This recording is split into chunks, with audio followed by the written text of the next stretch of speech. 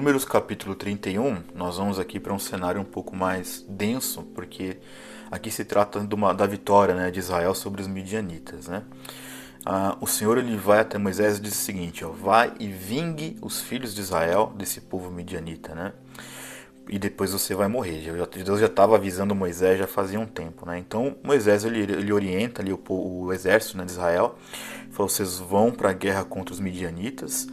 E aí você vai ver exatamente ali o tanto de pessoas, né? Dentro vai ter a descrição do número de pessoas desse exército de Israel que foi para matar todo mundo e também mataram o Balaão. Você se lembra do Balaão que nós fizemos recentemente aqui a reflexão da jumenta de Balaão, que ele foi lá para amaldiçoar o povo e abençoou o povo de Israel? Pois é. O que acontece é que nós vamos ver no versículo 16 desse capítulo, que isso foi uma coisa que ainda não tinha sido colocado, mas o próprio Moisés ele diz o seguinte, ó, quando o povo foi lá, matou todos aqueles homens lá dos midianitas, eles trouxeram os cativos, né, que eram as mulheres, as crianças, né? E aí Moisés falou assim, ó, por que vocês deixaram essas mulheres viverem, né? Porque essas mulheres, elas, seguindo o conselho de Balaão, olha que tenso isso, fizeram com que os filhos de Israel adorassem o Baal Peor. Então, Balaão, embora ele tenha tido esse episódio, né, com essa jumenta, e ele foi lá e abençoou o povo de Israel, ele também tinha induzido essas mulheres, na verdade orientado essas mulheres, a seduzir os homens de Israel para que eles adorassem outros homens. Então foi morto, Balaão foi morto, não teve misericórdia, né? E aí você também vai ver esse tratamento desses cativos. Então o que aconteceu? Mataram todos os homens lá, né, dos midianitas, mataram um monte de gente, isso por ordem de Deus, tá? E aí trouxeram então as mulheres e as crianças, né? E aí a orientação aqui foi a seguinte: mate todas as crianças do sexo masculino, tá? E isso aqui era uma punição, obviamente, para que aquela descendência daquele povo lá não vigorasse, porque eram os homens que, né, faziam a reprodução acontecer, e todas as mulheres que já não eram virgens tinham que morrer também. Então, pode ser que você ache isso extremamente cruel e tenha a sua crueldade nesse sentido imediatista nosso, mas isto era um sinal da pureza deste povo da aliança. O povo da aliança não podia estar com pessoas que eram impuras. E é por isso que os homens tinham que morrer, inclusive as crianças, ok?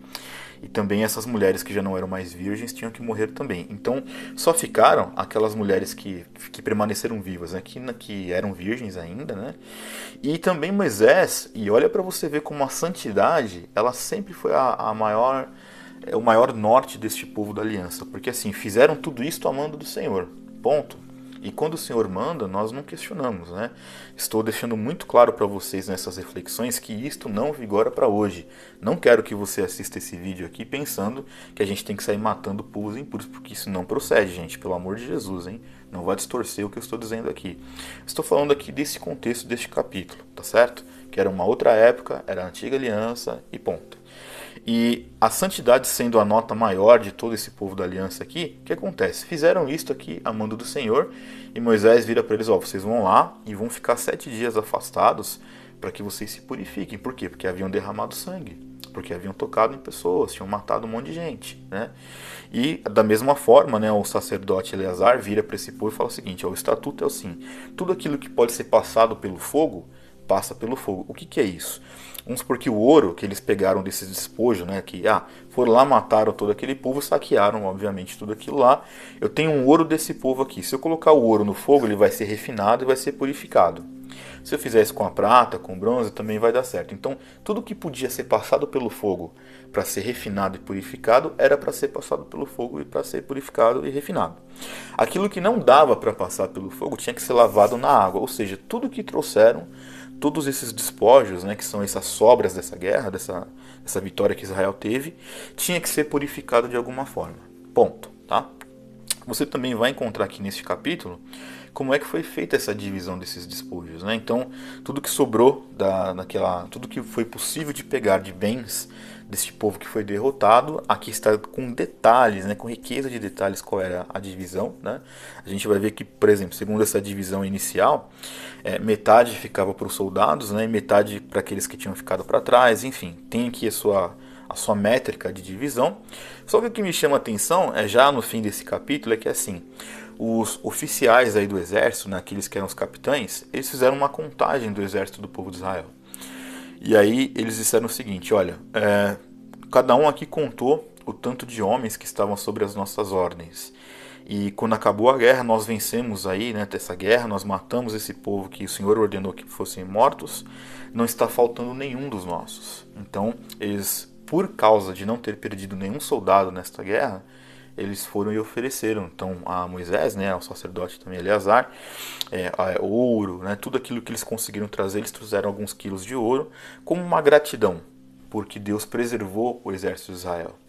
Então você vê que a ira de Deus se manifesta contra um povo que faz com que fez com que Israel se prostituísse na adoração a outros deuses. Né? A ira se manifestou, inclusive, sobre as crianças, sobre as meninas, né? Sobre as mulheres, e a misericórdia de Deus se estende por aquelas que não tinham ainda se deitado com outros homens, que esse é o termo bíblico, né? Que eram virgens, e isto só e único e exclusivamente para que a santidade permanecesse no povo da aliança. Tá? Insisto aqui, isto não é para reproduzir hoje, nós não vamos sair matando ninguém, porque nós somos cristãos, isso não tem nada a ver com a gente hoje, mas é importante que você entenda a história do povo de Israel. E este é o sentido deste capítulo, você vê que Deus ele vinga aqueles que fizeram mal a Israel, e vinga de uma forma muito dura, porque esse povo, esse reinado, né, eles se extinguiram, não tinha mais ninguém. Aqueles que podiam dar a sucessão, que eram as crianças, eram os homens, morreram todos. Né? Todas as crianças que eram meninos também foram mortos. Né? Então, é um povo que ficou passado para a história porque fizeram com que Israel pecasse.